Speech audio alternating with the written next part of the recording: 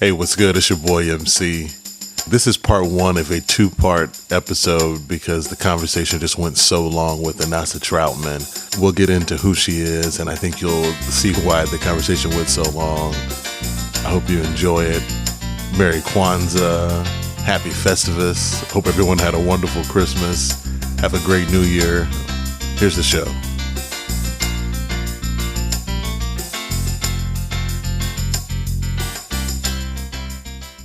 Previously on the vocal minority. Are you part of the silent majority? Or are you part of the vocal minority? Let's go. Attention, please. If America can be saved, and I don't know if it's too late, but it'll be to a radio show like this new kind. This shit here feels like a whole entire world collapse. The revolution will not be televised, will not be televised, will not be televised, will not be televised. The revolution will be no rerun, brothers. It's the vocal minority. The revolution will be live. All right. Welcome to another episode of the Vocal Minority Report. I'm your host, MC. As always, you could have downloaded any podcast in the world, but you're here with us. I appreciate that. For previous episodes of the show, you can go to iTunes, Google Play, Stitcher, or anywhere you get your podcasts, and make sure you subscribe. You can listen to episodes on our new website, thevocalminorityreport.com. Don't forget to show people you're a part of the vocal minority and support the show by copping a shirt from our store and filling out our quick anonymous survey under Contribute. Today's episode is brought to you by Audible. For a free audiobook download and 30-day trial, go to audibletrial.com/vocalreport. That's audibletrial.com/vocalreport. They have over 180,000 titles to choose from.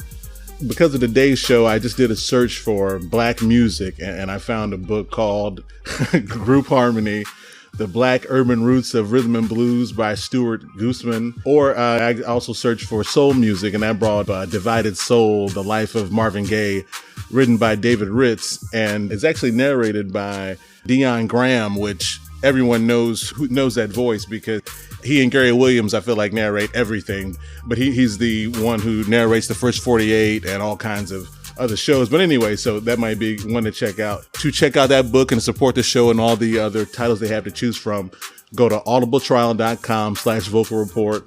Again, that's audibletrial.com/vocalreport for your free audiobook and 30-day trial. All right, got that out of the way. So have a great show for you today.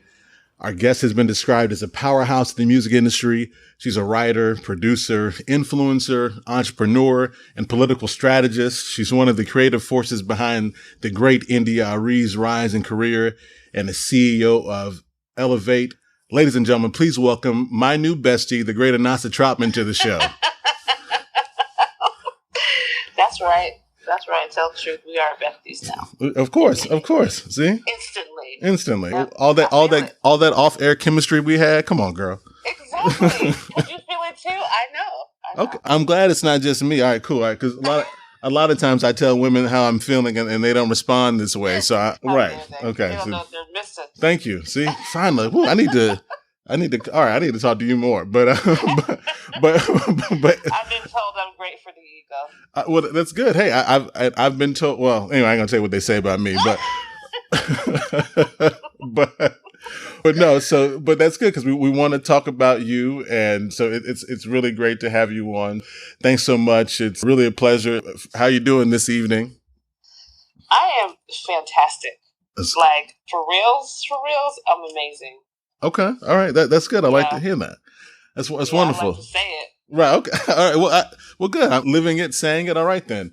So a little bit of background on why I wanted to have you on. I would love to know that. Well, I initially reached out to you after we had on comedian and writer for HBO. There you go. Right. Yes. Mr. Kevin Avery, the great Kevin Avery. Yeah. From Last Week Tonight with John Oliver. Host of the Denzel Washington is the greatest actor of all time, period podcast. I mean, the dude is podcast of all time. I am a self-professed zealot for sure. Well, I am as well. And a lot of our audience is and are, or however you're supposed to say that. So that's where your name first, that's where I first heard your name, I believe, I think. The Origins, I think that's where I first heard your name from their show. I can't remember Right.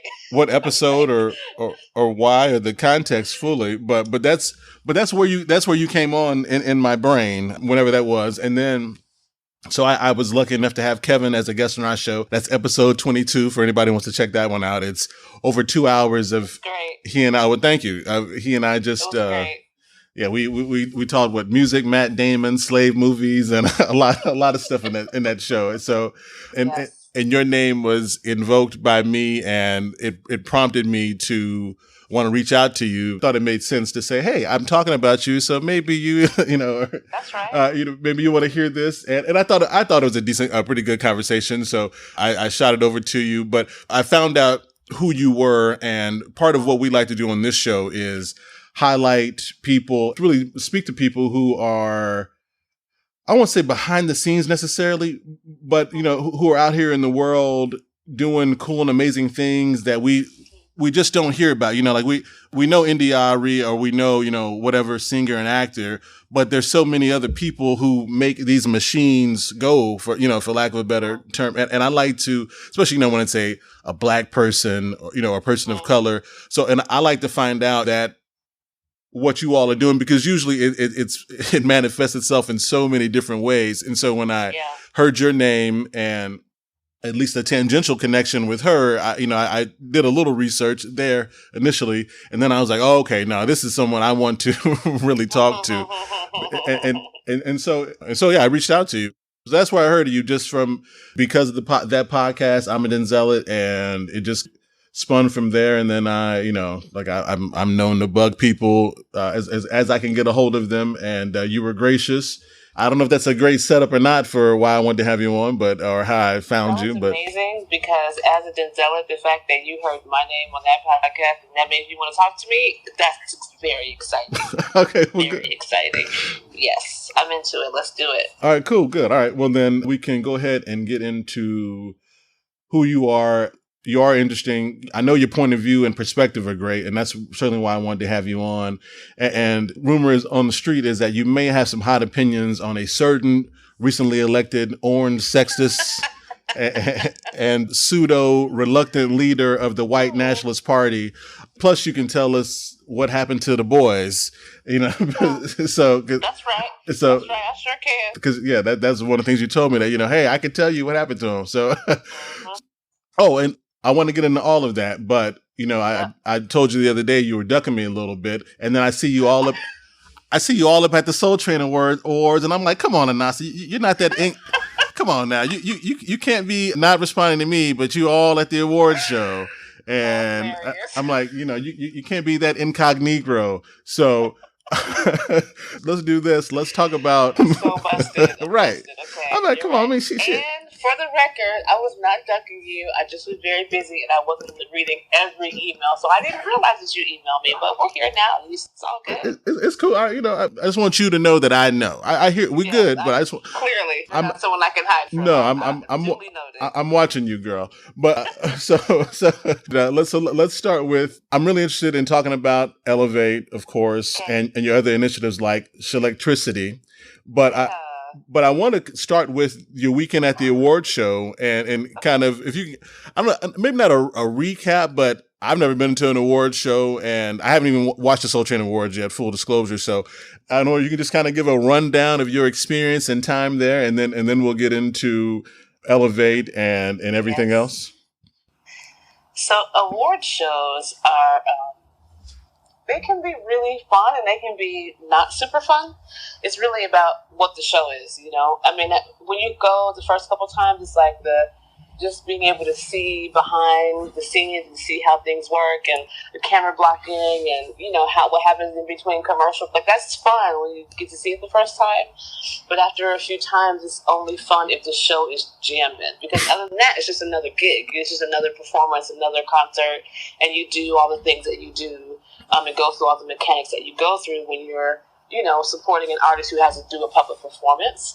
But the Soul Train Awards this year was so much fun because a few reasons. One, because the show was just great. It was like a tribute to Brandy, so she did like a 10-minute medley of all her best songs. Okay. And then there was like Teddy Riley tore that show up. They gave him like some kind of lifetime achievement or something, and he did a performance where he did like Bobby Brown came out, Guy came out, Rex and Effects came out, Tito Jackson came out and played on the song that he did with Michael Jackson. It was like Oh wow. epic. It was an epic performance. If you love R&B and you love, I know this is like Kevin should watch this because we all know how Kevin feels about New Jackson. I was thinking that when you said Teddy Riley, that's exactly where my mind went, was to Kevin. Right. Exactly. Right. So Kevin needs to watch the Soul Train Awards because he will be in 15 minutes of heaven.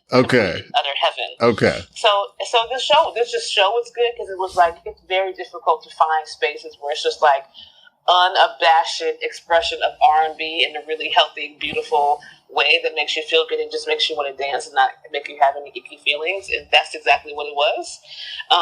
And on top of that, India performed a song that we've been working on for a while. That's a really important song called Breathe, which is really a response and tribute to Eric Garner. Okay. And the other, black men and black women who have been killed by the police over the past several years. Right. And the response and support of the movement for Black Lives. And so we were able to create a situation where she was able to play that song on the Soul Train Awards. And it was really special, not only because she got to play the song, but because she and Erica did it together, her and Erica Badu. Okay. And that's the first time they've ever... That's a homegirl. She's from Dallas. Okay, word. Okay. That's right. So India and Erica have never performed together ever, not publicly, privately, in the dressing room, nothing. Oh wow, that's too much soul right there. I don't know if I can. Jeez, wow. Okay. Right. So for the two of them to be able to sing that song on that show in this moment, politically and socially, was epic and beautiful and moving and inspiring. And it's like part of the charm of my life is I get to be a part of that. So it was like Soul Train Awards was jamming, and it was in Vegas. So if you like Vegas, right? Okay. It's not my favorite place except for the Neon Boneyard. If you ever go to Vegas, they have this big lot where all of the old neon signs from old Vegas are all piled up in this one big giant field. And it's like the coolest thing that I've ever seen in my life. So just, that's my Vegas. Oh, wow. Okay. I've never seen it. My brother used to live in Vegas, and I've been there a million times and never seen that. That sounds cool. People don't go there. People go to Vegas for the casinos and stuff, but the cool stuff is like not on the strip. Right. Go and leave all the debauchery and go do something else. But that's just my opinion. Let me be quiet. Right. Don't. No judgment for people who like to engage in debauchery. Like what happens in Vegas, right? Exactly. Say, right? Exactly. Let them do them. Well, no, cool. All right. Well, good. All right. Well, I'm glad that was a good experience for you at the award show in India, and I know it was hot because people are live tweeting and Facebook posts and all that stuff when it's happening, but I just missed it, so I need to. I'll have to check it out. You would like it. Okay, no, for sure. Now let's talk about what's ELoveate. Tell us about ELoveate, and we'll progress on from there. So ELoveate is my company. It's funny. I was talking about it today because that's too long of a story. So ELoveate is it's like, we have time. I mean, it's all on you. It's all on you. I'm just sitting here. So. Like every experience that I've ever had, personally, professionally, culturally, artistically, ELoveate is like the culmination of all of my life experiences in a company that I founded. And I really founded it because I do have a unique set of experiences and gifts and talents, and I needed a place to be able to be my full self all the time. And it was really hard for me to find a place to do that professionally. Okay. I'm lucky enough to have wonderful friends and family who allow me to be my whole self all the time, but it was very hard for me to find a workspace where I could just be myself. And so I decided to make it.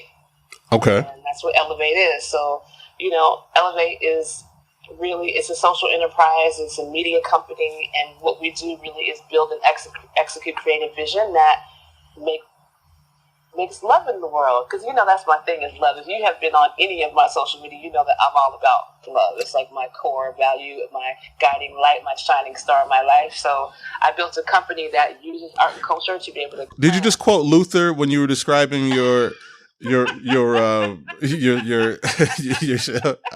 just want to. I feel like you just trying to slide it in there real quick, but okay. I didn't say my love fantasy, but you caught on to it. Okay, all right.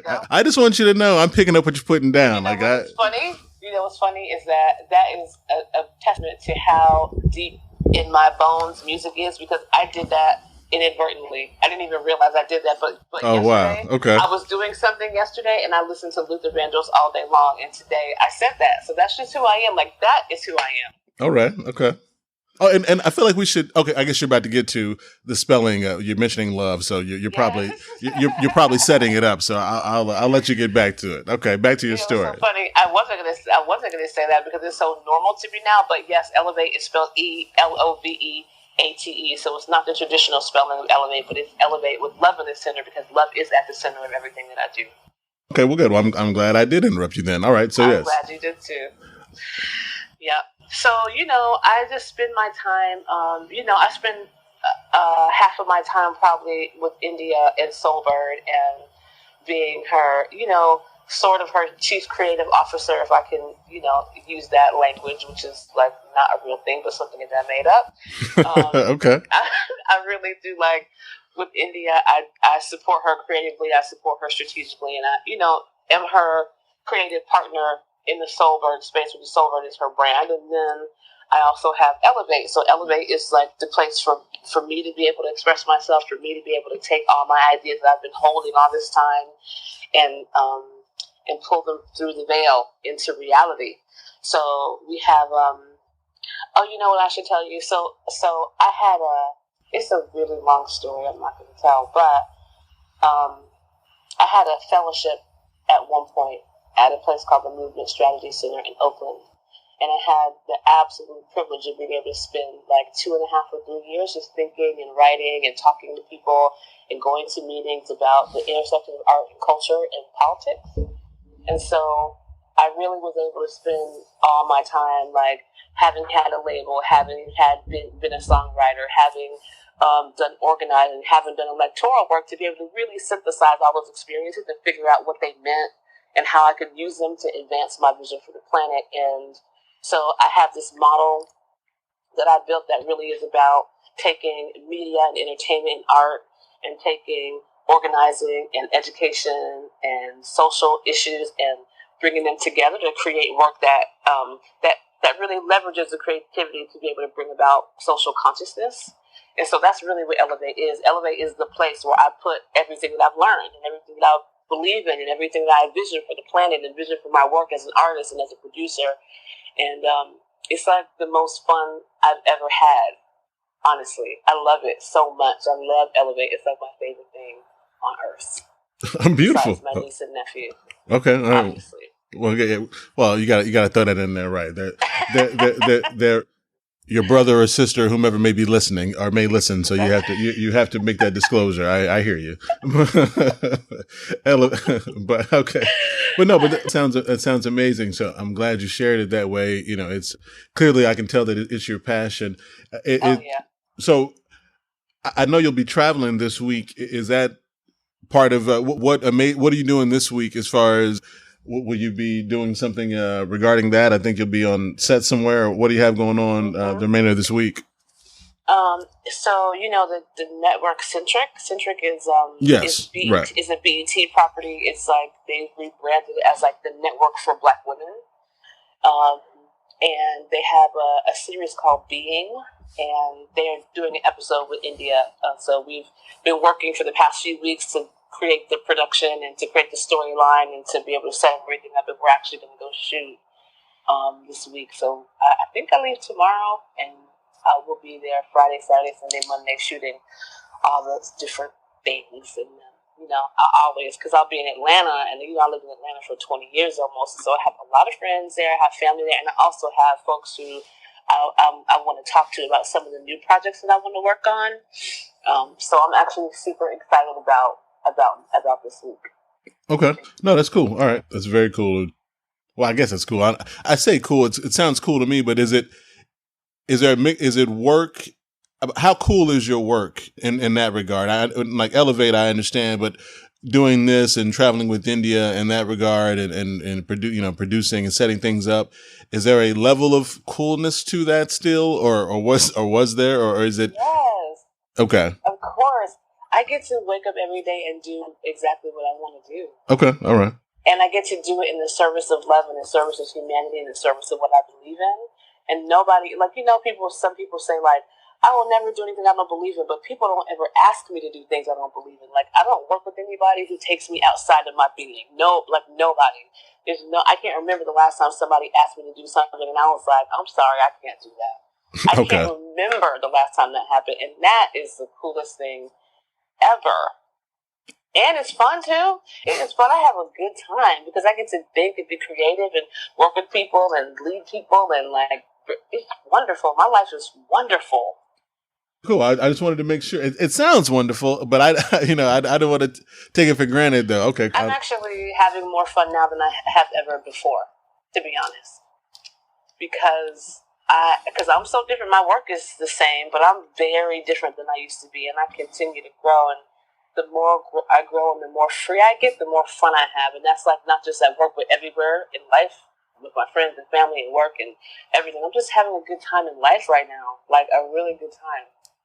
That's great. So what do you think led you to that level of freedom? Is it entrepreneurship? Is it that plus other things? Can you point to something specific that has put you on this path to freedom and where you can say today you feel this way? Yeah.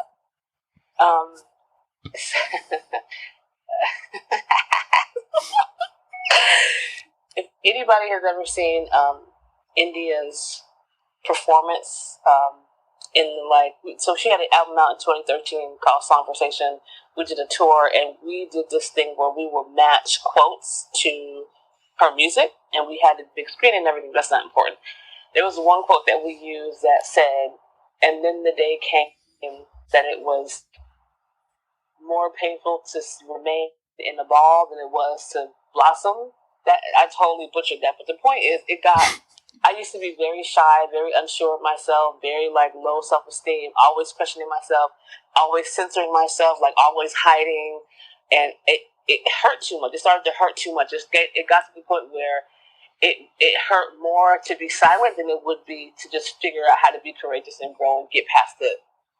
And I just couldn't take it anymore. And I had to like teach myself and learn how to grow and be courageous and learn how to love myself and learn how to respect myself and learn how to do all those things that you do when you want to be free. Okay. And so like it just got too hard to be quiet. It just got too hard. So you felt where you were repressed. You had some. You say. Yes. So you had some level of self-induced repression just based on. I'm not really trying to open here, but I'm just curious. As far as overcoming that, because obviously you've had a lot of success over, and I want to get into how the build up there, but a lot of success, and I would assume a level of freedom or a life that folks would, I don't know, be envious of, may be too strong, but would want, or certainly respect. So if you point to 2013, I'm curious what that repression, how it felt, and maybe what that was, born out. Was it born out of shyness and not just having your voice, maybe, or what was that born out of? I'm curious. Yeah. So when I was a kid, I was like the shyest person on earth. Like literally would hide behind my parents, or literally would go sit behind the couch or under a table, just to be out of sight. And I think it was because I was really sensitive, and I couldn't articulate it, and I didn't realize it until being an adult and looking back, and like being so concerned about what other people thought, and being so afraid to speak up because I thought, was afraid of what people think of me, because I've first of all, I'm not like super normal, like not in a bad way, but I just am not. I never have been average. And I don't mean average in like, oh, you're just like, okay, I know what you mean. I mean like there are things in our culture that are normal that I just never have been that. No, I understand. So, so I, when you're a kid and you're shy and I was the only child too, so I didn't have like Okay. that thing that people have when they have brothers and sisters and get socialized. But my sister is 9 years younger than me, so when I was like really young, it was just me.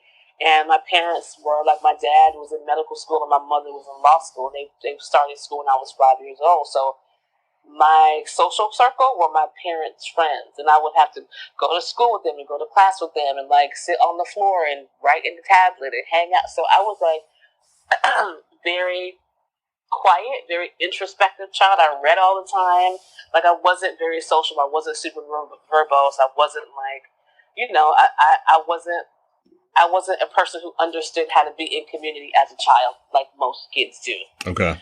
And so I grew up being used to being quiet, not really understanding how to use my own voice, not understanding how to like be bold and not care what other people think and just have fun. Most kids just don't care what people think. They just say whatever they want to. They just run up and down and act crazy. Right. I never did that. I was like quiet, reserved, like super like Pollyanna, super bright-eyed, like super into music. So I knew how to use the record player and I knew where the headphones were. So instead of going out and playing, I would be in the living room singing and dancing to myself to some Stevie Wonder records with the headphones on. Like, that's just the kind of kid I was. And so I just grew up being scared. I grew up being scared of what people thought. Okay. Like, really terrified of what people thought. And so that lasted way longer than it should have. And the crazy thing is that at the same time that I was scared and cared what people thought, I did strange things that I should not have done because I was just compelled from the inside and I couldn't help it. Like, when I was 23 and started a record label, I had no business doing that, but I didn't have a choice. It was like, from a spiritual standpoint, I didn't have a choice. And so, like, I did things like that and had wonderful experiences and traveled around the world. And I remember when I was 29, I woke up on my 29th birthday and was like, I hate my life. I hate this life. This is so horrible. I'm still scared all the time. I'm not doing what I really want to do. I'm not expressing myself. I don't say what I think all the time. And I had already worked with India, had my own record label, traveled the world, done all these things. And I had to acknowledge, like, I have to acknowledge I have a certain amount of privilege. And I have lived a life at the age of 29 that some people will never live in their whole life. Right. And I'm miserable. So, like, who cares if you get to do all that stuff and you still wake up and you're miserable? No doubt. Right. Yeah. I mean, it's what is the point of having it? Right. Yeah. What's the point? Right. There is no. What's the point? Yeah, if you can't enjoy it, right. And I'm not begrudging the life that I lived up to that point because it was an amazing life, and I did work that I'm really, really proud of, and I was a person who, outside of being afraid, I was really, really proud of. Because the way that my parents raised me, you know what I'm saying? Like, I grew up in a house where spirituality and art and politics was all one conversation. And so, like, I was proud of who I was. I just didn't have the courage to be it out loud all the time. I understand that. That makes sense. And I don't know that I don't think it's a real unique story to you per se. You know, I think that is, it's probably played itself over and over again. And I was listening to Shonda Rhimes, and she has I don't know, I can't remember her parent makeup and all that. Are you talking about her listening to her book, the Year of Yes book? Well, yes. So, yeah, it's funny because I listened to her on with Terry Gross and what? Shonda Rhimes did an interview with Terry Gross? Oh yeah. You got it. Yeah, it was about. Oh my God. It was about this time last year, or somewhere around by this time, and I know that because I bought that book for every woman in my family last year. That's right. After listening to Shonda on with Terry Gross, talk about the book and explain it, because obviously she's a fascinating person. So, but she gave some of her backstory as far as writing and being a child. And so anyway, so to hear your story, obviously there's parallels, and I'm sure for a lot of creative folks out there. Yeah. And the same thing with her, with the Year of Yes. To me, that, like I said, I haven't. I got the Cliff Notes version because I heard her talk about it, and then I shared it with women in my life, and I know they've talked about it. But to me, it's so powerful. Just the title in of itself, and saying yes and being open. So yeah, you should definitely check her out on. I am so happy that you bought that book for every woman in your life, and this year for Christmas, I want you to buy it for every man in your life. Okay. That's what that's not bad. And I guess I should read it too. But go ahead. You should. Her story is so not only her story, but the way that she delivers her story, because she's so brilliant in her writing and she's so funny. Shonda Rhimes is a comedic genius. That book, I am totally obsessed with audiobooks. Okay. And I listen to the audiobook version, and she reads it. She reads the book, and her comic timing and her delivery is banana pan. She's amazing. Well, see, I should have mentioned that in our Audible spot. So yeah, so okay. You should have. I'm like 100,000 year subscriber of Audible. My phone is full of books. So, okay, good. Down with Audible, but Shonda Rhimes' book, her story of like a similar story of like being shy and unsure of herself, and like having a creative and an artistic life and a dynamic life where she gets to do all this cool stuff, but she just wasn't free.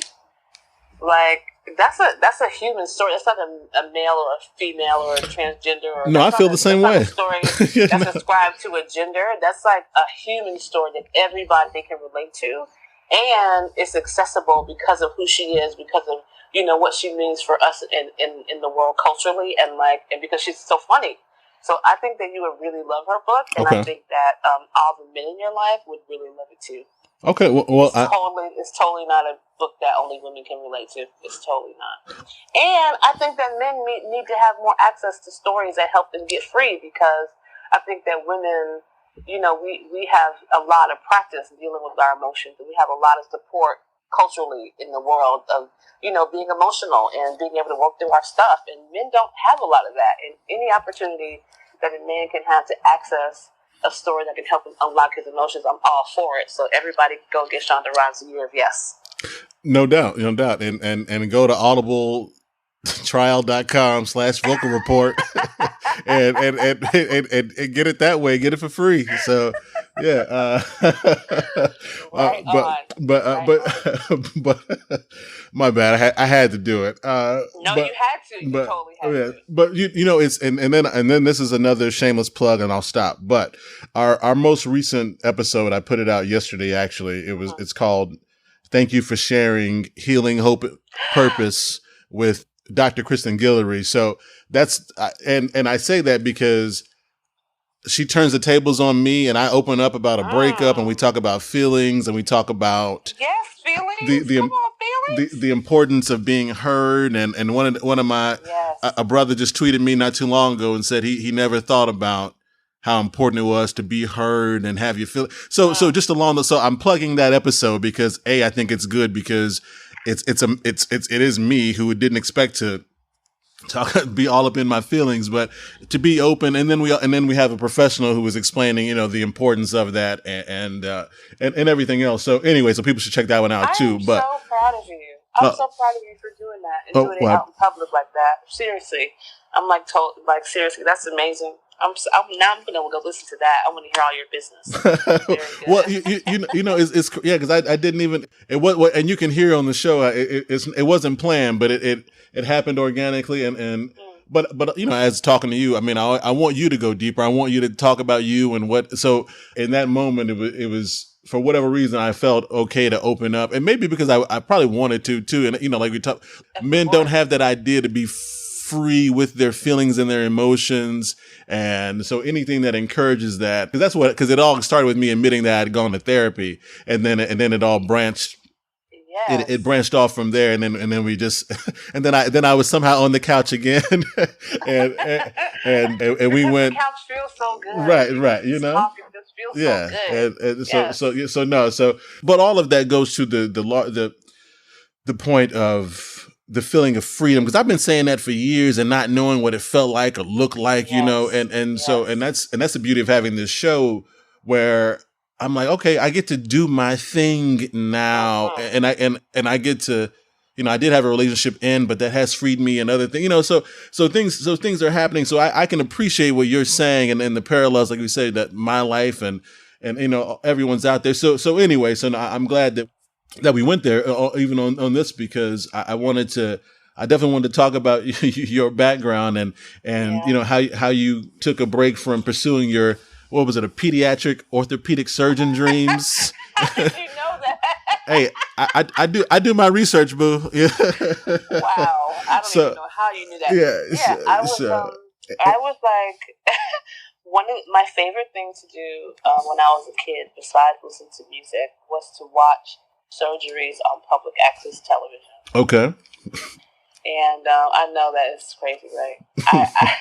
I remember, oh gosh, my favorite surgery was there was like a toddler who had like some kind of gross defect in their foot, and there was like doing corrective surgery on this toddler's foot, and I'm like, oh my God, I'm going to be a pediatric orthopedic surgeon. This is my life. And I was like probably in middle school. When I saw that, and I was like, "Oh, that's me." And it was not a far leap, because, like I said, my father was in medical school when I was a child, and so I was surrounded by Black doctors. So I didn't really understand race as a construct when I was a kid, because the way that race looked in my family was not how it looked outside. So my mom was in law school, so all of her friends were female Black law students. So I thought that, like, being a lawyer is something that women did, like being a teacher or being like a nurse. I thought it was like that was one of the things that right. Traditionally, I had no idea. And so for me, like when I was a kid, people would ask me, "What are you going to be when you grow up, a doctor or a lawyer?" And I didn't know that was weird. I didn't understand why they were asking me that. Interesting. So, okay. So for me, as a kid, as a little Black girl, wanting to be a doctor was not a stretch for me, because that was who I was surrounded by, a bunch of Black men and women who are doctors. That's good. What'd you say? No, I know. I was just saying that's good. I mean, that's not a really that's not a really great affirmation. But I'm but in another sense, it was like one of those things that had me not be free, because those are my choices. Oh, right. Okay. You know what I'm saying? I guess it's a blessing and a curse, because whereas a lot of people only had the Cosby Show to see that construct of female lawyer, Black female lawyer, and you actually had that in front of you. But I could understand the limitations, especially when the expectations are so high or just there, perhaps. I'm assuming that's what you're saying.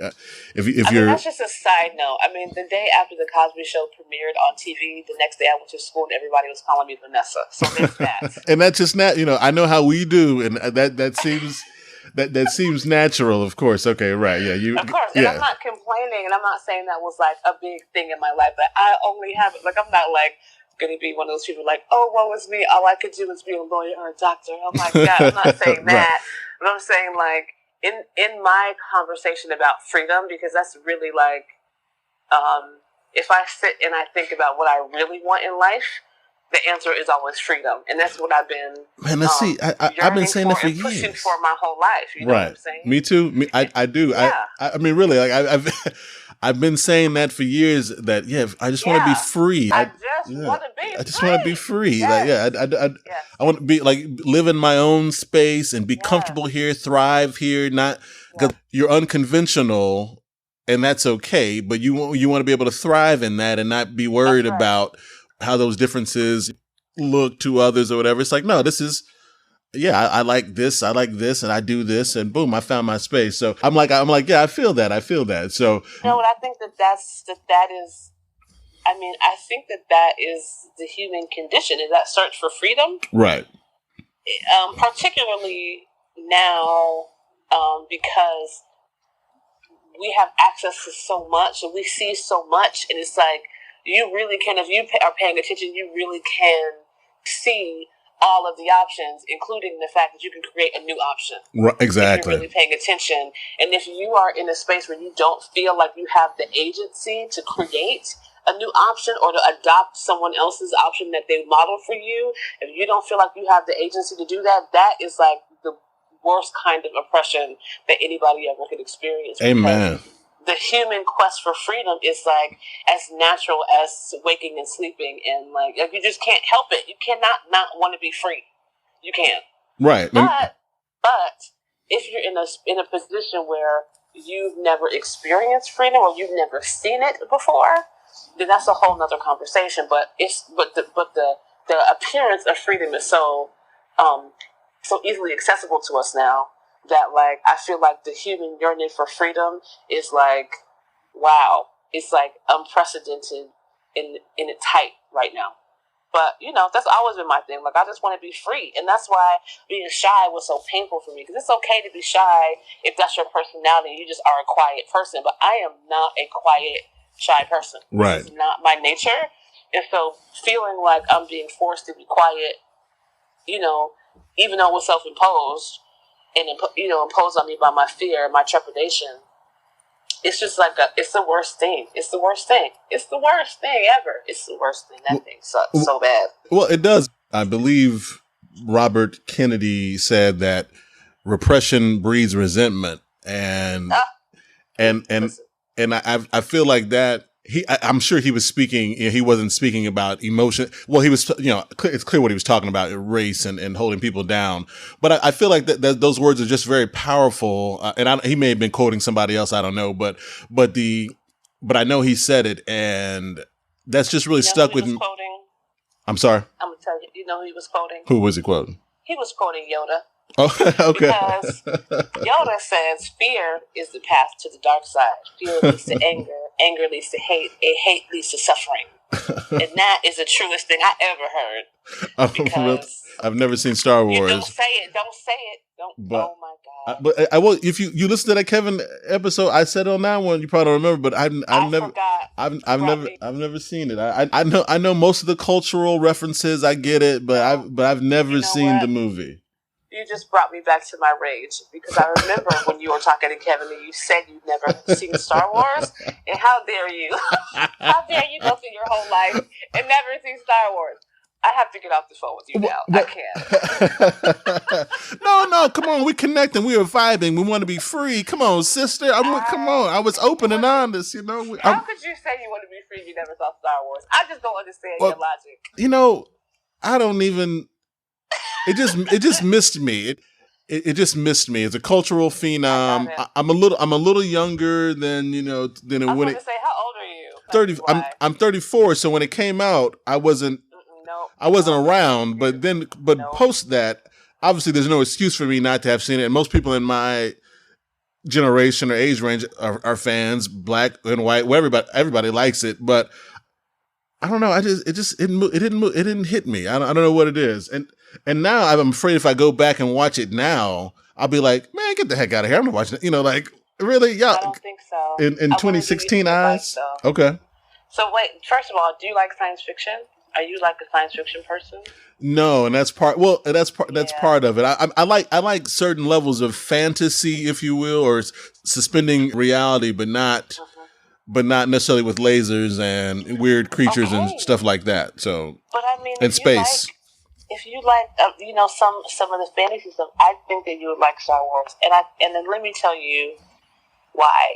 Because Star Wars is like a classic story. Like if you take away the visual effects and the fact that it happens in outer space, that it really is a classic hero's journey story about the battle between good and evil and the power of love. Like honestly, like just feel me on this. Like Star Wars is about the power of love. Okay. And and when you watch it, please promise me that you're going to watch episode 4, 5, and 6, and then episode 1, 2, and 3, and then go to episode 7, which just came out last year. Do not try to watch them in order 1, 2, 3, 4, 5, 6, 7. You must watch them in chronological order, or else you're not going to have the right experience. So just promise me that, okay? Right? Yeah. No, I'm gonna do it right. So yeah, if I, maybe I might have to do that and review it. Okay, yeah, I'll do it. No, I'm gonna do it right. I will follow the. when you watch Star Wars and you want to have a podcast about it, have me and Kevin back on to talk to you about Star Wars. Oh, now you're talking. See, because that would be jamming so hard. Oh, that would be jamming. Now, okay, boom, done. All right, well, that's Okay. I'm about to text Kevin in a minute. I gotta go find these. I guess they're on Netflix. Okay, all right, boom, that's done. Yeah, you should watch them. I don't see how anybody can go through their life and not watch them. Well, at this point, obviously, I've made it it's a bit now where now you're like, yeah, I've never seen right, Star Wars. yeah, it's a badge of honor, where I can, now it only gets me ridicule and shame, but it's a badge of honor nonetheless, though, I don't believe in ridiculing people, and I don't believe in shaming people, and I do believe in freedom. So you technically have the freedom to not watch it, but the little bit that I know about you, I really think that you would enjoy it. And I really think that it would, create something new in your life for you to talk about and discover and experience, because it really is special. And then the characters like Yoda, oh my God. Chewbacca, that's my boo. Chewbacca is my boo. Oh my. Okay? I'm just saying. Like, Chewbacca is my boo. Life and never have really experienced Chewbacca. That's crazy to me. But whatever. To each his own. What do you like? What's your favorite movie? Oh man, my favorite movie. I don't know if I have a favorite movie. I mean, I like a lot of movies. So are you not into movies? No, I'm really into movies. I just can't pick one. That's the problem. I'm so into them. Like when I was younger, you don't have to pick one. I really like The Usual Suspects is one of my favorite movies. It's a great movie. Devil in a Blue Dress is one of my favorite movies. Of course, you got to have a Denzel one in there. Well, right. That was. I guess I'm pandering when I say that. But that's a deep cut, though. Not everybody's into Devil in a Blue Dress. That one is. Which I think is very strange. That movie's fantastic. Whatever. It's really the best. Like when because especially like Kamal was talking about it, and he doesn't like. If I can remember correctly, he doesn't like how Denzel is more like subdued and lets Tom Sizemore punk him for essentially it, and I'm like, but no, that's part of his genius. That's the genius of it. He was, and then but like Jumpin' Jack Flash, Trading Places, those are. I love Jumpin' Jack Flash. That's such a good movie. That literally for most of my life was my favorite. Like I know every line in that movie. Like that is my movie. I mean, K motherfucking GB. I mean that's K motherfucking. I mean that's. See, you laugh, so that means that when I'm talking, I know what you're talking about. Mr. Van Me, drag the fucking river. I mean, I have to see that movie once or twice. I can't lie. Yeah, no, that's it's just a great. Anyway, okay, so I don't know how we got there, and then I like suspense, I like thrillers, I like that kind of stuff. But yeah, like I'm really into Black Mirror. I don't know if you've seen Black Mirror on Netflix. I've never even heard of that. Oh, you gotta. Okay, so Black Mirror is a show on Netflix that you have to watch. It's I don't even know how to describe it. It's not sci-fi. It's kind of like a new age Twilight Zone, if that, but it's done extremely, extremely well. And so anyway, but it's called Black Mirror. But I'm into that kind of suspension of reality and fantasy. But I'm going to check out Star Wars, and we are going to talk about it. I'm proud of you. And I appreciate it. I mean, Star Wars. No, for sure, I got you. And then I will admit that I take my Star Wars thing a little bit too far. So like, I might not be the right person to talk for you because I actually have a Princess Leia doll with my face on it in my house, and I have like pictures of me and Chewbacca in my house, and I have like 2 Yodas at home. So it's like I admit I'm a little bit of a like Star Wars zealot, but I feel like I need to rep for the galaxy. You know what I'm saying? I'm just saying. So because Yoda was my first spiritual teacher. Let me just say that. Okay. Because I saw Star Wars in the movie theater with my dad when it first came out. So like I go hard for Star Wars. I go hard for it. Obviously, I can tell that slightly by this conversation. so yeah. So most definitely. Okay. Well, here's the start. So has J.J. Abrams done the new ones justice? Are you good with that? Let me tell you something. J.J. Abrams is like probably in my top 2 or 3 directors of the 21st century. Okay. I think that J.J. Abrams is a genius. I was one of the people who was a fan of Lost. Okay. I watched the first season. Never saw, I watched a few episodes. I watched right now. For real, I'm about to hang up on you. I can't. You're just like so offending all my sensibilities right now. I don't know what to do. No, but come on, Shonda, and we've got connections. Come on, come on, the boys. Okay. We have things, right? Thank you for bringing me back. Okay, but Lost was like my favorite TV show of all times at the time. And the last episode, that a lot of people were like, that was the worst ending ever. Like, I literally cried for 4 hours after the show went off. Because it was like the most beautiful thing I had ever seen in my life. So J.J. Abrams, in my mind, can do no wrong. Okay. Can do no wrong. Gotcha. And then he did those Star Trek movies. Did you see the Star Trek movie that he did when they had the beginning with the all white trees, and he had on that orange outfit, and he was running and jumped off that cliff? That was like the most epic action scene in a movie I'd ever seen. And on Star Wars, he killed that Star Wars movie. J.J. Abrams is my boy. I want to meet him. Did you really just ask me if I've seen the Star Trek movie? Like, come on. Like, if I haven't seen Star Wars, I clearly haven't seen that. But I mean, that was kind of rhetorical. But you know what though? Let me tell you though, I was at a pizza place getting a very nice calzone made for me, and I was waiting, and I saw it was on TV, the new one, because it had my man. Is that Quinto? I think, is that his name? I can't think of his name. The dude from he plays Mr. Spock from Heroes. And I love him. So anyway, he was amazing in Heroes, by the way. He was fantastic. I like it. See, now look at it. We're vibing again. Heroes. That was my show. Okay. Yeah, he was so cold with the watch and those glasses. I mean, that dude was he was incredible. But so I saw like 5 or 10 minutes of the movie and the action, and I love the way things are shot. Like I really like. And so I can tell that it was okay. I can tell that was done extremely well. So in the few minutes you know what? As a matter of fact, I texted my brother and said I'm gonna have to watch this because it looked very cool. Look at that! And I got a new TV now. Oh, you know what? I'm about to watch. I'm about to tear it up. I'm about to watch Star Trek and at least one episode 4 of Star Wars. I mean, at least episode 4 of Star Wars. But you cannot listen when you watch episode 4. You're not going to be able to stop because I'm telling you, Empire Strikes Back is like you come on, don't do that to yourself. Just make the commitment.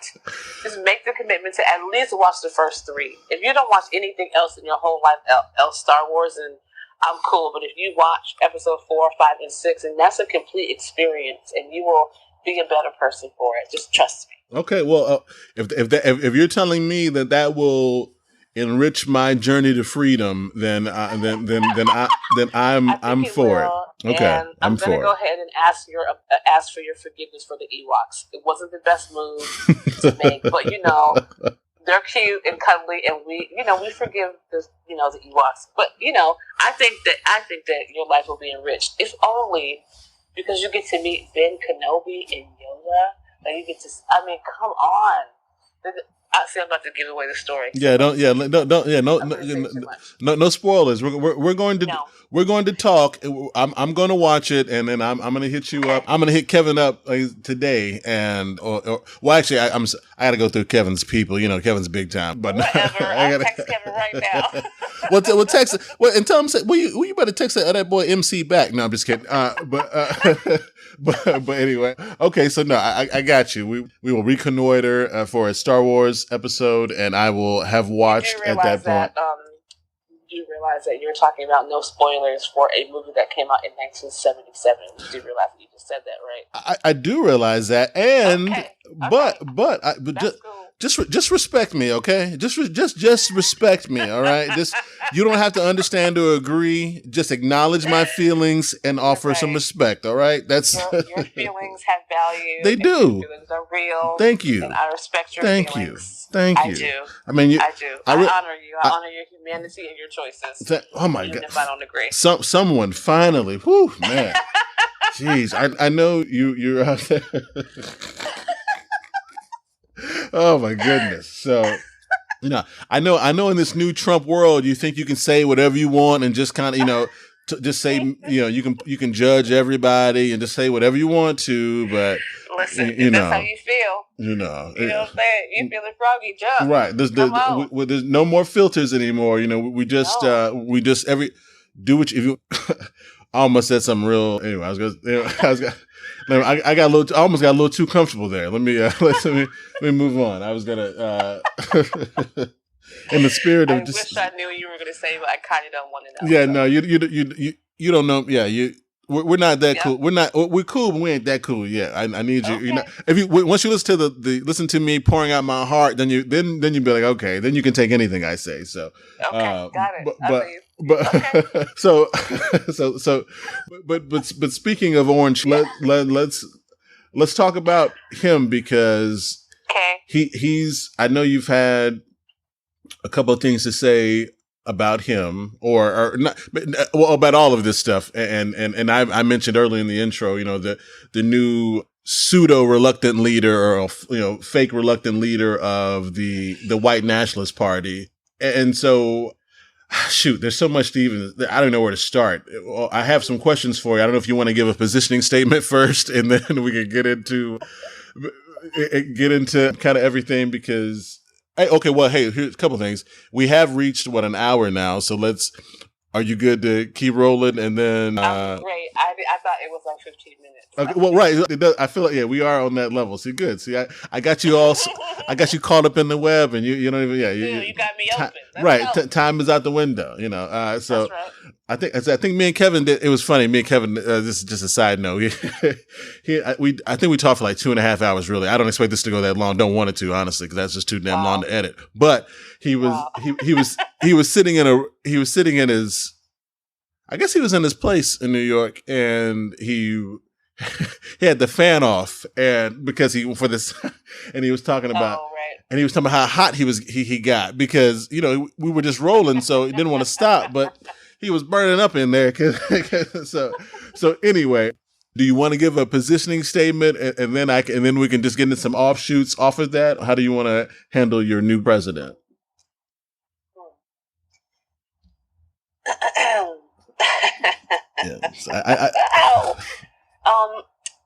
What I will say, I'm not going to say a lot because I'm curious about your question. Okay.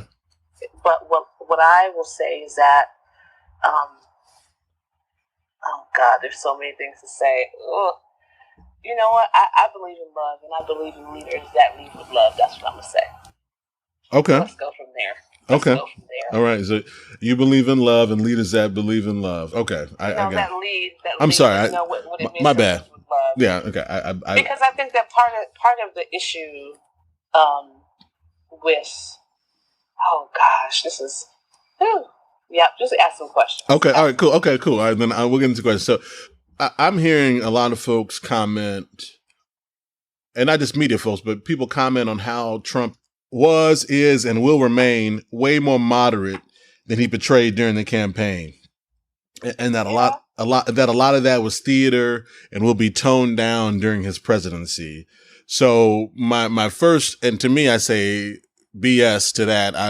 You don't get to, you can't excuse that as just theater and, WWE or whatever to wrestling I guess that's what it's called to get elected. So I'm curious as to your opinion on that. Just what have we gotten here? I'm not excusing him or looking for a reason to excuse Donald Trump, but just he was clearly he was relatively moderate, and then he went on this witch hunt about this birther, and that's how slick he is. Like I tell people all the time, he started this stuff a long time ago. Right. This wasn't, he didn't wake up whatever day, when the primary or whatever, when it all started. Like this all started, and then it was borne out. I don't know if you watched that Frontline on Hillary and Trump that they did, but they spend the first few minutes of it talking like specifically about the moment that they feel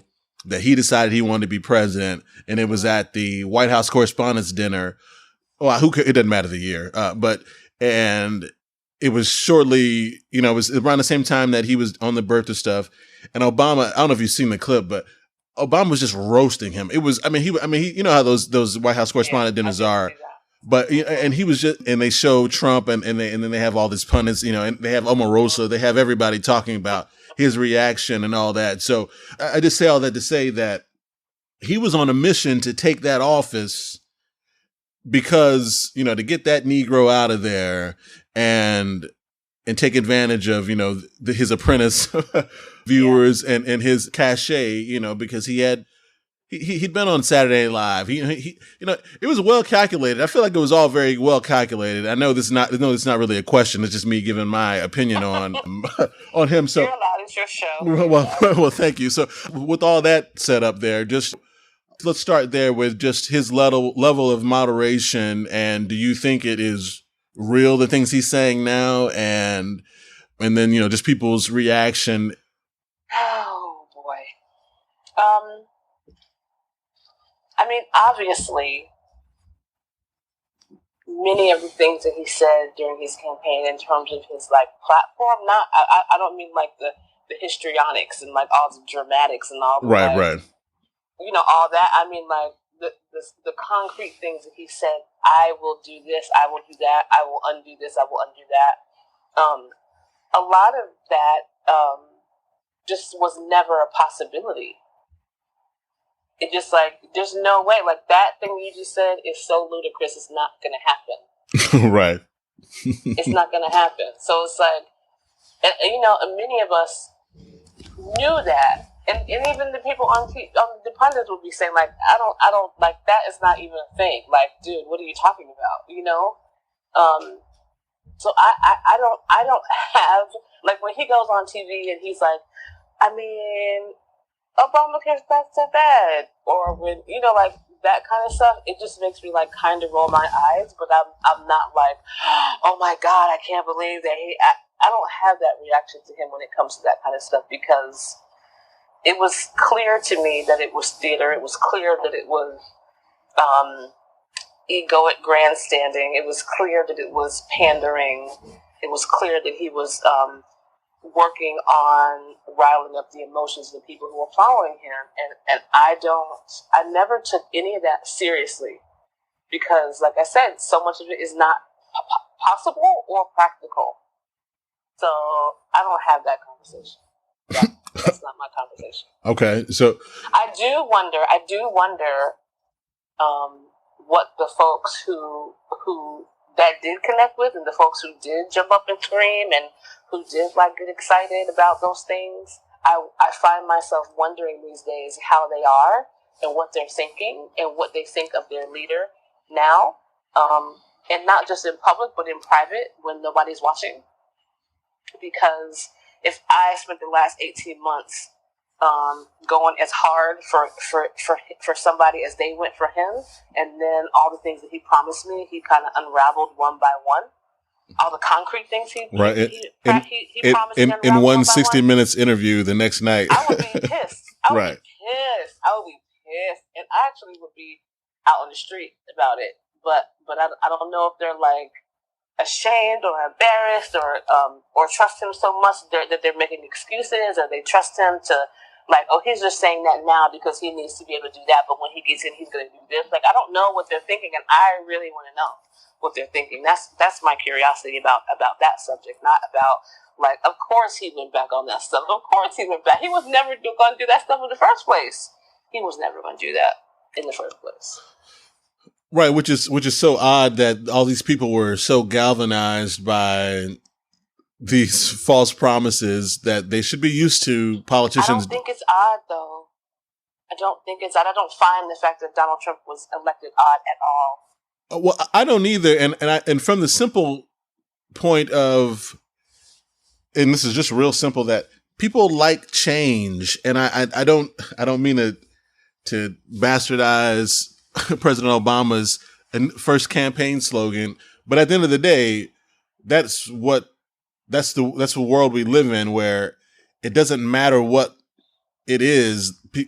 Generally speaking, people like change. Like, it's been 4 years or 8 years. Okay, we need something different. That's usually how just our political society works. That's generally how we do it. We're going to flip flop. If you, in sports, if you have a tough, real hard driving coach, well, generally speaking, the next coach is going to be a nice guy, or vice versa. Like, that's just, we like that difference. So that didn't surprise me. And then obviously all the anger and vitriol of these. Well, you know what? I'm surprised, I guess, because I didn't know that this feeling. I thought marginalization was our thing, for and for the dominant society to be in this mood that, and I guess, hey, resentment, a repression, resentment, even this blackface in office makes you so angry, and Black Lives Matter, and you feel like I've heard these people now making these excuses, this alt-right, these white nationalists, that Black Lives Matter, hey, well, we're just doing that, or NAACP, and they try to draw these stupid parallels. And there's nothing about anything that any Black person does in those regards, usually, that is about exclusivity. We're making a point of our place, because we need to, not to say that we don't like or want whites, or we're doing this as a counter to them directly, and so to tap into that, how can a rich dude, not even a self-made man, how can Joe the plumber, to bring that name or whatever, how can they connect with him? And it's only because of, hey, he's gonna get that nigga out of there, and and that white woman who supports that nigga. I mean, and then I get into the people say, well, the women, how could the women vote for him? What do you mean? He was saying stuff that their husbands say. Like, they're used to that stuff. Their father said that same stuff. Their husbands say the same stuff. Their brothers say the same stuff. They say that same stuff. Like, there's nothing, they're all used to that. So I haven't had a chance to really talk about this. So I'm kind of just going off. But yeah. I think that there's a few things that come up for me listening to you talk. I think the first thing is that Donald, I can't have to say his name. He is, in a lot of ways, the embodiment of our modern culture. If you think about the myopic individualism and hyper-capitalism and the reality show way of being, like, he is the epitome of those things. And so people when he first was running, and they were, and even before him, like with the Tea Party and all that, like, people were acting like that was a thing that was causing something, but the Tea Party and the rise of Donald Trump is a symptom of what's been happening in our country for a long time. And I'm astounded that people. Did you see that that Saturday Night Live with Dave Chappelle in the Tribe Called Quest, when they were having like the election party? Yeah, skit, yes, with Chris Rock. Yeah, and the people were like outdone, and Chris Rock and Dave Chappelle's characters were just sort of like, yep, yes, this is how it is. Welcome to America. You finally see it. Right. It's been all this time. Yep. And I feel like, of course, there's the backlash, but there's also like, I find it interesting that not a lot of people are talking about the fact that there are a lot of people who just could not bring themselves to vote for a woman. Like, that's so crazy. I mean, but like, what? How come nobody's talking about that? And I'm not saying that to take away from the conversations about race and xenophobia, because that's obviously very real. But the conversation about the fact that there were people, men and women alike, who were not who couldn't bring themselves to vote for a woman is something that I think we need to deal with. I think it's something that we need to talk about. And the thing about Donald Trump that is the most, I was saying this to my last night, I'm like, he's an asshole. Like, Right. I don't think that's the way. That's not my style of leadership. Like, even if he didn't say things that I didn't agree with, if he said everything that I agreed with, but his very way of being is like completely counter to the way I see leadership. It's just not like I wouldn't. I cannot. And then on top of that, he's like, have you just paid attention to his cabinet appointments? Like if you want to find out what kind of president he's going to be, take a look at who he's appointing to his cabinet, and also pay attention to the fact that he's not prepared to do the job. Like, his ego was pushing him to do everything he could to win at any cost, at all costs, to lie, to say horrible things, to put people in danger, to make threats, and to disparage Hillary Clinton in every possible way he could, to manipulate and undermine democracy at every turn. That's the thing I'm most angry about, is just the blatant undermining of democracy. It's just disgusting to me. I'm totally disgusted by all of it. But he let his ego drive him to do something that he's not prepared to do. Right. Yeah. No. Well, I think that's the easiest way to say it. Wanted it. Like, I want that. Like, I feel like I can have that because I can have whatever I want because I'm a rich, straight, white man, and I can do whatever I want. And I can say whatever I want to whoever I want about whatever I want, and no one's going to stop me. And it's true. He was right. You're right. That's what happened. He was right. He said whatever he wanted to whomever he wanted to, in any way that he wanted to, at any time he wanted to, and nobody checked him. Nobody could check him. And the thing is, they tried to, though. I mean, they tried to. But they couldn't. And they couldn't. Well, because they couldn't. No, because the dominant society, and that's not disparaging. That's just the truth that they have spoken. And but like I said, to your point about sex, because I said that a long time ago. I'm like, I never understood why everyone hated Hillary anyway. I'm like, what? I don't get it. Like, what is the? Yeah. Let's talk about that. I wasn't a really passionate Hillary supporter. I mean, there's episodes that support that, but I certainly never.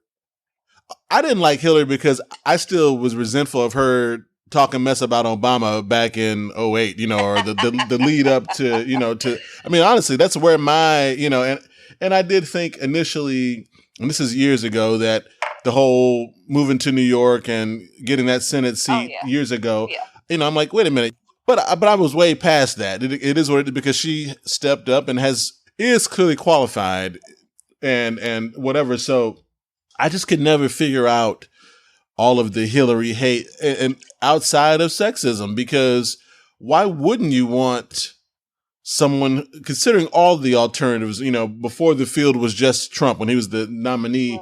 I mean, that's right. Why wouldn't you want her? You're not getting Bill, you are getting Hillary. She is a different person, and outside of, the crime bill and some other things, which obviously is terrible, but like most people regard Clinton's time as some pretty booming years.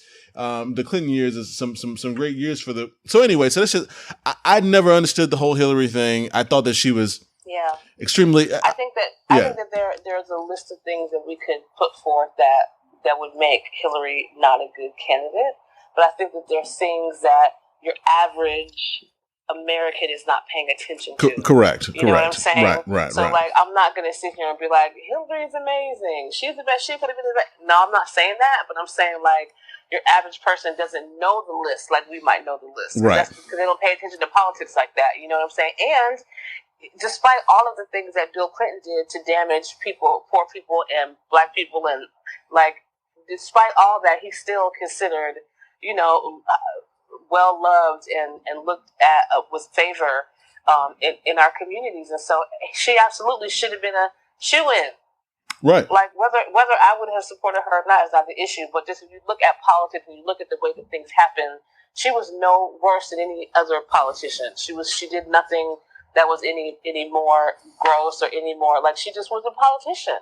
And by any thank other you. standard, she should have been a shoe-in. She should have been a freaking shoe-in. Even like the change conversation aside, because it's not like, well, whatever. So I'm just saying, like, there's not a lot of accounting for the sexism conversation, the misogyny conversation, and I feel like the fact that conversation is not happening is evidence of sexism and misogyny. Because give me a break. Right, which is weird though, because I'm not sure why.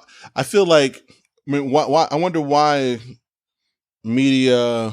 I guess because people wouldn't be into it. I don't know. You would, with all the pundits and commentators and reporters and journalists who are employed by networks and have their own shows. I feel like I don't know why that's not more, and I guess it'd be more on a liberal slant, but I'm not, there's plenty of females on that side. Not that it takes a female, to, you don't need a female to point out sexism, obviously. But you also shouldn't assume that because you are a woman that you can point out sexism, because no matter who you are, if you were raised in this country, you were born in a racist, sexist, misogynist, homophobic, ageist, sizist culture. Like, that's just who we are as a culture. Right. And even if you, like, even the most woke person has some of that in them. And so you can't say, oh, you're black, you should be able to talk intelligently about race. Oh, you're a woman, you should be able to talk about gender. Oh, you're this, you should be able to talk about that. Because it's like all of us have that in us. Because it's just what we eat, sleep, and breathe all the time. And so to assume that women are going to be able to have a conversation about sexism in that way in this environment that's not true. It's just not true. And that's a very good point, and it leads to something I wanted to bring up too. That because I wanted to ask you about, what do you think? What my question was, what do you think about some rich black people saying give Trump a chance? And now I can't cite exactly who has said that off the top, but although now we mentioned Saturday Night Live. So happy you asked me. Yeah, Dave Chappelle said it. I was like, what? Right, because he did right, and I mean that his whole commentary was so. I mean, obviously the jokes were so on point and poignant and everything, and that last line, the powerful, the White House. Dave Chappelle was on TV for an hour and a half, and he said 1,000 sentences that I agree with, and he said one that Thank I was you. like, did he just say that? Right. Yes. Right. Like talk about record skipping. Right. What? Like Rutrow. Like what? What? Nigga. Like nigga. Like nigga. What? Like I'm like he just said nigga 100 times. Thank you. But then he's gonna end it with this. So okay. So all right, well, good. I'm glad that you. So let's talk about it. Let's talk about that. So one thing is, like, during the election, I did my very best to talk to Trump supporters, because I'm a person who believes in connection and understanding, and I just wanted to understand, because I honestly don't understand how somebody could support him. I mean, there are other Republicans who I feel like I understand why people would support him, but I honestly cannot find it in me to understand why somebody would support someone like Donald Trump in the ways that he was being supported. And so I spent a lot of time talking to Trump supporters, and I have a friend whose brother is like a 27-year-old African American vet who was loves Donald Trump's dirty draws. Okay. And I would have these exchanges with him and really try to get in his head, what is this about? And even now, after all the conversations that we had, I just don't understand. But the question that you asked about, the rich black people who are give him a chance, I think that one of the great tricks of history in our country is that people have covered up a conversation about class with a conversation about race. Say that again, because I say that almost every episode. No, really, I'm not making this about me, but I say that almost every episode. I feel like, and I say it to people: we're not talking about race. We're talking about class. It only comes into race because we are a diverse country, relatively speaking. But usually, America, yeah, but usually the big lie of America is that this is about race, but it is about class. Slavery I'm absolutely not downplaying the role of race and the violence against people that are not white in this country. But what I am saying is that slavery was an economic engine and race was used to justify it. Correct. Slavery wasn't about black people, it was about free labor, and race was used to justify it, and it allowed poor white people who had no power and had no land to be like, well, at least I get to be white. Right, yes. And then it allowed the wealthy, the owning class at the time to also rule over poor white people and to treat them like crap and to do whatever. It's like you just, I say this all the time too, and some people look at me like I'm crazy, and some people are like, I know, right? So I'm happy that you're like, I know, right? But like, we as a country, our culture puts the money above everything. Right. Above everything. Above everything. That's what we do. We choose money. That's why Donald Trump is the president-elect of the United States, because I have people tell me, a lot of Trump supporters said to me, I mean, he's a billionaire. Of course he's going to be a great president. He's a billionaire. And I'm like, well, the difference between you and I is you think success in business makes you a good leader. Right. And I think that leadership means something else. So that's where we're, I mean, and of course there are other things under that people have, hidden racism and hidden biases and hidden other things that they don't want to say. But the thing that people felt confident saying to me is that he's a billionaire. Of course he's a great leader.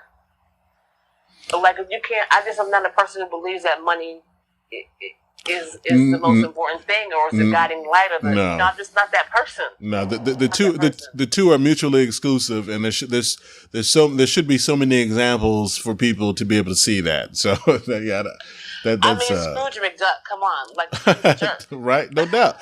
No, hey, now I've seen that. That's a reference I get. I got you. Yes. No, exactly right.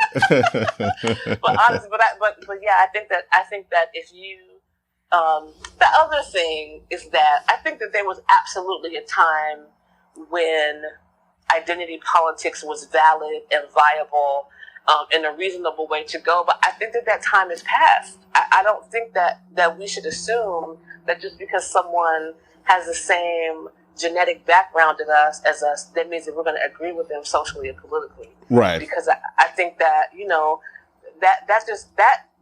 that just feeds into the lie that all people of the same race are monolithic, and we never have been. And the more financial freedom, the more spiritual freedom, the more social freedom we get, the more diverse our opinions and expression of those opinions are. And so folks who are looking at black people, whether they're, because my friend's brother, who I talked to on Facebook about Trump, he's not a wealthy black man. He's just a poor, former vet black dude who thinks that Donald Trump is the bee's knees. That's not a financial conversation. That's an ideological conversation. Correct. Right. You know what I'm saying? And so for us to be like, I don't understand why these black people like Trump. Well, that's because you have an assumption about blackness that's not true. You get to be black and make your own decisions. I don't have to agree with them, but just because you're black don't mean you think what I think. And I'm much more interested in aligning myself with people who share my values and my vision for the planet than I am share my skin tone. And that's coming from a woman who grew up in a house where the most important thing was our race and our cultural history. And so I'm not saying that anything about blackness. I'm saying about how you align yourself with people who have your interests and who have your values and have your vision and are going to work with you and fight for what you want. And it's a lot of black people who don't think what I think. Right, exactly. Well, yeah, right. And to that point, and you mentioned earlier too, where we're talking about the women and not standing up for sexism necessarily, and that they either don't recognize it or agree with it, or just is what it is. But and so I wonder, some of these comments about us being in a post-racial society, and this is less about please.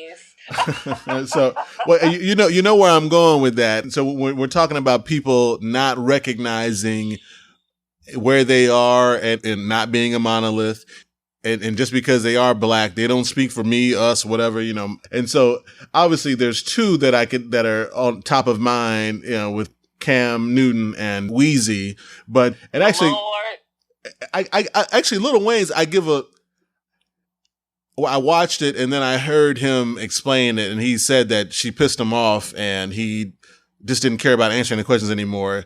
And so when I watch it and I watch his behavior and I listen to the answers, No, I can. that's not an excuse. I'm not. That's Okay, no excuse. I agree. Well, okay, so I agree, but I gave it, but he's still a public figure, a black man, a whatever. So That's right. So he should be conscious of that. And same thing with Cam and anybody. I mean, there are just two that I highlight because they're easy to pick on. But I mean, there's they certainly aren't the only ones. So speaking of, and they happen to be rich though too, obviously. So what's your opinion on those type of comments from those men specifically, or just generally too? I don't agree. Okay. Well, all right. Well, all right. Okay. Well, let's end the show. All right. Okay. Because that's the other side of the conversation. It's like, on one side, I'm like, I get to be an individual. I am, I have ideas and thoughts and hopes and dreams and values and visions, and I want to be in relationship with people who share those things, because my life is a commitment to building a certain kind of world, and I spend most of my time in that space, right? And so it's like a matter of life and death for me to be aligned with people who believe what I believe and who are willing to fight for what I'm willing to fight for, right? On the other side of that, I'm a black woman who was raised by black parents who has a picture on her altar of her great-great-great-great-grandfather and grandmother who are former slaves. So like, the history of African Americans is not lost on me. It is one of the reasons why I am who I am. It drives me in a way that almost nothing else does, because of who my parents are and how they raised me and what they taught me. My parents raised me to be excited because I was black, not in spite of the fact that I was black. And my parents raised me to be proud because I was female, and not in spite of the fact that I was female. Right. And I think that that's like part of my privilege, because a lot of people's parents didn't do that. A lot of people's parents told them, you black, you're going to have to work harder than everybody else. You're a woman, you're going to have to be twice as good as everybody else. My parents never said that to me. They were like, you're dope because you're black. Right. Because you're a girl. You're dope. Go do your thing. Be yourself. You can do anything you want to do. That's what my parents told me. And so, like, you can't, you just made my stomach hurt just thinking about them. You cannot, how do I say this in a way that, I believe in individuality and I believe in personal freedom. We've covered that already. I also believe in honoring your ancestors and honoring your culture and honoring your community. And I don't think that the two are mutually exclusive. I think that I can be absolutely committed to the liberation of black people and also say, I understand that every black person doesn't share my values and my vision for the planet. You know what I mean? And while I get to make decisions about how I move in the world, and it's so funny that I say that, because for real, like, most of my friends are black anyway, so I'm talking like I'm not a person who's in community with a hell of black people, because I totally am. But I feel like it's important for people to be able to find their individualism and their freedom inside of their group. And I also feel like it's important to not let your freedom and your individualism let you forget who you are and who your group is. Okay. You know what I'm saying? Like, you have to find the balance. You don't get to be like, that don't have nothing to do with me. Are you serious right now? Oh my God. When I saw him say that, I had to turn my TV off, because I just couldn't. I couldn't even look at his face. Like, are you serious right now? It doesn't have anything to do with you. Okay.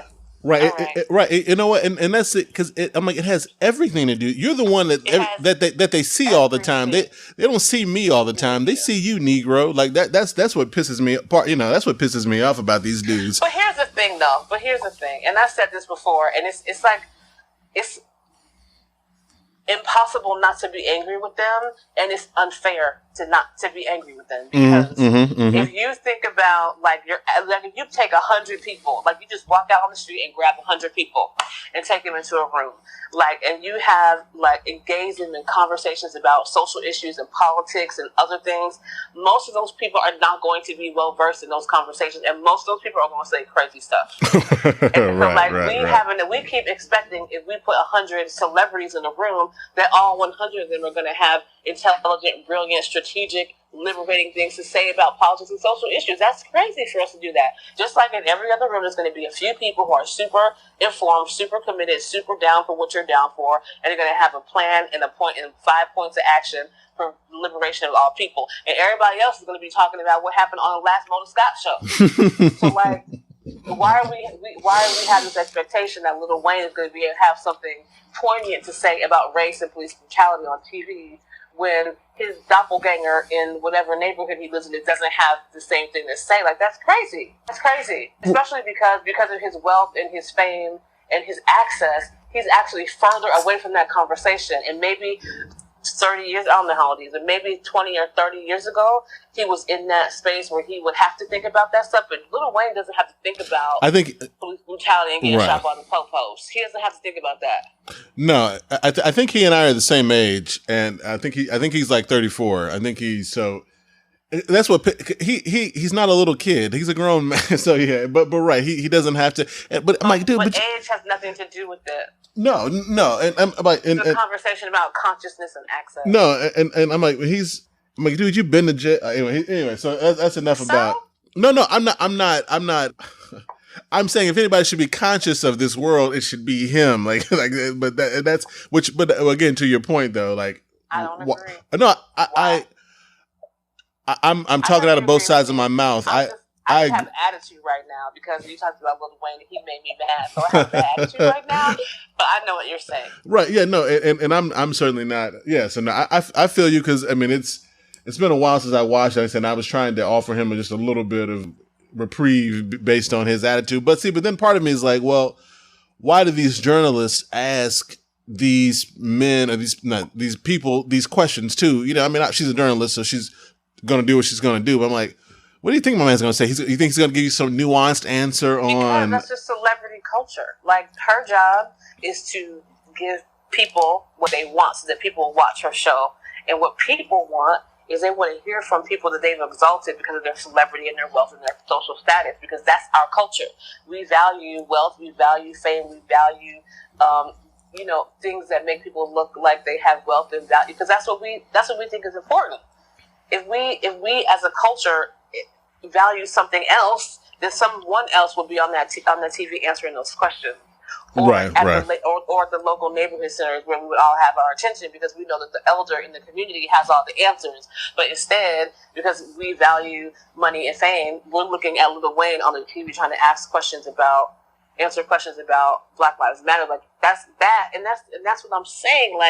That is a symptom of who we are as a culture. That's not a cause. That's not everything's terrible now because Lil Wayne said that Black Lives Matter is crazy and don't have nothing to do with him. No, he said that because that's who we are. Right. And if you think of America as one body, there might be a hand that's super high consciousness and who is aware of certain issues and whatever, but the torso, maybe not so much. Okay. No, right. So right. how you can't, especially people in that position, especially people who have wealth and fame. Your expectation for those folks should actually be not as high. Right. Because of their, not should in the way they shouldn't do it, but I'm saying if you don't want to be disappointed, then you might not want to look to people for wisdom just because they're famous. Right. No, of course. Because Lil Wayne didn't get famous for being a high intellectual with a whole lot of opinions about politics. He got famous for doing whatever he's doing in that music, which I don't know because I don't listen to it. So I can't. Well, he did come up. He did come up with bling bling. So he did bring that to the lexicon. So Right. So if you're looking to someone who's famous for bringing up bling bling to have a conversation about police brutality, that's your fault. All right, touche. No, and it still pissed me off. So my fault too. You know what I'm saying? Like, because of course we want black people to go on TV and say dope stuff. But you know, they ain't gonna say dope stuff just because they're black. Right, you're exactly right. I mean, because you're gonna upset me. Now I have to sit back down. Okay, well, you know what? That's I gotta sit down. That's fine. You know, I'm about to make you happy though, because watch this. Because we're gonna stay on politics, but I'm gonna ask you to talk about Dennis Kucinich. Oh, Dennis. See. Oh, Dennis. You know, Dennis Kucinich changed my life. Like in a real way. All right, what a way to end an episode, right? Whoever thought we would end the show with a Dennis Kucinich cliffhanger, but indeed we did. So, thanks for everyone who listened. Hope you enjoyed this episode. We'll be back with part 2 of this conversation where we'll spend more time getting political, but we'll talk about her specific time working on a campaign, a presidential campaign, no doubt. And then we'll also speak about her journey and entree into the R&B, the music business, starting a record label and working with India.Arie, other artists, her trajectory since then, and many more things to come. So thanks for listening. Thanks for downloading. Thanks for everyone who's downloaded all these episodes this year. You know, the first time I interviewed someone for the show was back in April of this year. Before that, I had a couple different co-hosts and, you know, just couldn't find the level of consistency both in listenership and someone to record with. So I knew I didn't want to do a one-man show and thought that I would find some other people to talk to, some interesting and fascinating, notable people, if you will. And that seemed to pay off. We've grown tremendously, and it's certainly all because of people who listen, who download, who tell friends. I'm super appreciative of all of you all. Really, really thank you for everything that you've done to help our growth. Lots of good things could come for 2017 and beyond. We've got some partnerships that may come on board, and we're going to do a lot of things to help grow the Vocal Minority Report. Thank you so much. Have a wonderful new year. Shout out to Shy Wright for today's music. We'll holla at you next episode, next year. Peace. This has been a Vocal Neighbors production.